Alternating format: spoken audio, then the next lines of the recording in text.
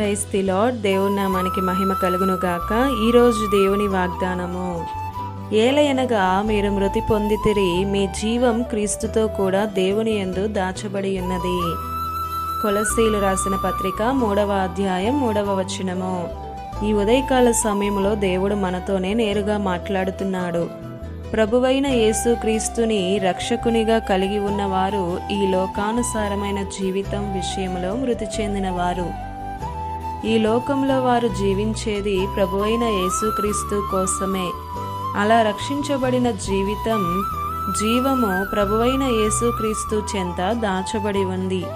యేసుక్రీస్తును కలిగి ఉన్నవారు ఆయనకు సాక్షులుగా ఈ లోకంలో జీవించాలి. ఈ నిరీక్షణ మనకు ధైర్యాన్ని కలిగిస్తుంది. నిశ్చింతగా నిర్భయముగా జీవించడానికి ఈ లోకంలో మనకు అవకాశం ఉంది. ప్రియ సహోదరుడా, సహోదరి, రక్షణలో నిలిచి ఉన్నామా లేదా అని మనలను మనము పరిశీలించుకోవాలి.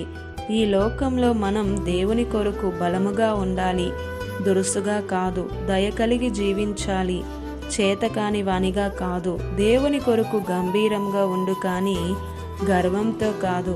తగ్గించుకొని జీవించు, పిరికి వానిగా కాదు. దేవుని కొరకు లోబడి ఉండు, బానిసగా కాదు. ఆయన ఇచ్చిన ఈ ఊపిరి ఆగే వరకు ఆయన కొరకు అనేక మందికి సాక్ష్యముగా ఉండు, కానీ స్వార్థంగా కాదు. నీ జీవం ఆయనది. ఆయననే మహిమపరచు, కానీ అవమానపరచుకు. సమస్త మనుషులకు దేవుడైన యేసుక్రీస్తు మాట ప్రకారం జీవించిన వ్యక్తివైతే ఈ లోకాంతము నుండి తప్పించబడతావు.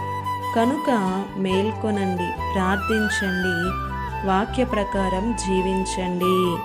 ఈ దిన వాగ్దానం మీ అందరి జీవితాలలో నెరవేరాలని కోరుతూ దేవుని సువార్త పరిచర్యలో మీ సహోదరి ప్రసన్న.